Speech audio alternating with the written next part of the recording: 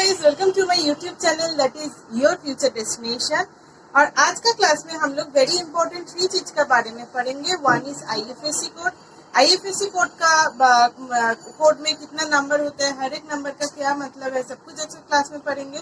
और जो transferring of money which is very very much important in today's life, और ये जो ट्रांसफरिंग ऑफ मनी में सबसे जो मेथड दोनों यूज होता है दैट इज एनईएफटी यानी नेफ्ट एंड आरटीजीएस। तो ये दोनों के बारे में भी हम लोग आज का क्लास में डिस्कस करने वाली हूँ। और गाइस, अगर आप लोग टिल मेरा चैनल को सब्सक्राइब नहीं किए हो तो please subscribe my channel and hit the bell icon, so whenever I am uploading new and exciting video then you will get notified. तो चलिए ज्यादा टाइम वेस्ट ना करके आज का क्लास को स्टार्ट करें। तो guys, in today's class of banking awareness हम लोग क्या क्या पढ़ेंगे, तो चलिए देख लेते हैं। आज का क्लास में फर्स्ट में ही हम लोग पढ़ेंगे IFSC. IFSC stand for Indian financial system code. I stand for Indian, F stand for financial, S stand for system and C stand for code. सो ये क्या होता है? It's a number. ये एक नंबर होते हैं, consist both alphabet and numerals. इसमें alphabet भी रहते हैं और न्यूमरल्स भी रहते हैं। Indicate the participating bank and bank branch of NEFT and RTGS. यानी आईएफएससी कोड कोई भी फंड ट्रांसफ़र में हम लोगों को चाहिए, जैसे है एनईएफटी और आरटीजीएस। तो इसमें कौन सा बैंक का पास हम लोग पैसा भेज रहे हैं, उस बैंक का ब्रांच क्या है, ये सब जानने के लिए ये आईएफएससी कोड जो है यूज़ होते हैं। अब आईएफएससी में कितना डिजिट रहते हैं? आईएफएससी जो नंबर है it consist 11 digit code with 4 alpha character यानी 4 अल्फ़ाबेट होते हैं, रिप्रेजेंट द बैंक नेम। ये जो अल्फ़ा कैरेक्टर यानी अल्फ़ाबेट है ये बैंक का नेम को रिप्रेजेंट करते हैं। लास्ट 6 नंबर, सो फर्स्ट 4, पहले 11 होता है, 1 2 3 4 5 6 7 8 9 10 11। तो फर्स्ट 4 हो गया बैंक नेम, फिर लास्ट 6 यानी 1 2 3 4 5 6। लास्ट 6 में क्या होता है? Last 6 character represent the branch of the mention bank, यानी जो बैंक का मेंशन किया है उसका कौन सा ब्रांच है वो हमें लास्ट जो 6 डिजिट है उससे समझ में आ जाते हैं। Middle 5th digit with numeric 0 known as control code.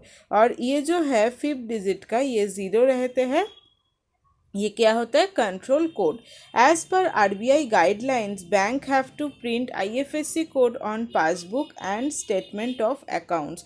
So IFSC code bank को पासबुक में भी प्रिंट करना है और क्या है, स्टेटमेंट ऑफ अकाउंट में भी आईएफएससी कोड रहना चाहिए। So it's very important topic that is IFSC. After that क्या है, आईएफएससी पढ़ते पढ़ते हम लोगों को 2 टर्म्स हम लोगों को नज़र में आया। एक है NEFT and another is RTGS. So after that हम लोग ये एनईएफटी और आरटीजीएस का बारे में पढ़ेंगे और डिटेल्स में जानेंगे ये 2 टर्म का बारे में।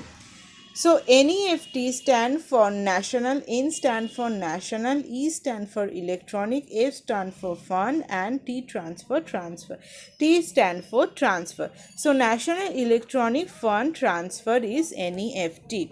NEFT is a process through which any individual from corporates having bank account, any individual from corporate मतलब इंडिविजुअल से लेके कॉर्पोरेट तक, यानी जो कंपनीज लोग भी ये एनईएफटी कर सकते हैं having a bank account, but bank account रहना ज़रूरी होते हैं।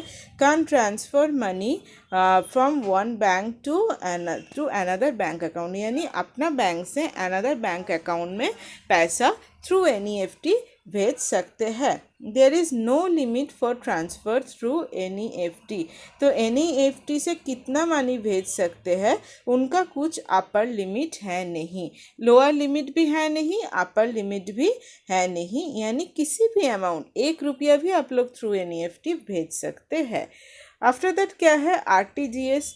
RTGS stand for real time gross settlement, ठीक है। R stand for real, T stand for time, G stand for gross and H stand for settlement. It's also a process of transferring money, ये एक process होता है money transferring का। Real time means money transferred without any delay, ठीक है। तो इसमें क्या है, कोई डिले यानी कोई वेटिंग पीरियड नहीं है। That means there is no waiting period, यानी जब भी आप लोग भेजेंगे तब भी जाके आप जिसको भेज रहे हो, जिसको भी भेज रहे हो, उसका बैंक में जाके क्रेडिट हो जाते हैं। Gross settlement means money transfer 1-to-1 basis, ठीक है। मतलब without bunching with any other transaction. मान लीजिए कि जितना भी कम ट्रांजेक्शन वैल्यू हो, लेकिन एक ट्रांजेक्शन एक ही बार में हो जाते हैं। अगर एक साथ आप 5 ट्रांजेक्शन कर रहे हो तो बांचिंग ऑफ ट्रांजेक्शन यहाँ पे नहीं होगा। Without any other transactions, RTGS is a process for transferring large amount of money. Medium transaction value, minimum transaction value is ₹2 lakh. So ये large amount of money transferring के लिए RTGS यूज़ होते हैं। और इसका जो वैल्यू है, अमाउंट जितना हम लोग ट्रांसफ़र कर रहे हैं, वैल्यू कितना होगा, मिनिमम 2 लाख अमाउंट होगा। इसका जो लिमिट मिनिमम 2 लाख, जो NEFT में नहीं था लेकिन RTGS में ये लिमिट है, ठीक है। लोअर लिमिट है, दैट इज़ 2 लाख। सो आज का क्लास को यहाँ पे स्टॉप करते हैं। Thank you so much guys. If you like my video, don't forget to subscribe my channel and don't forget to like, share and comment. Thank you so much.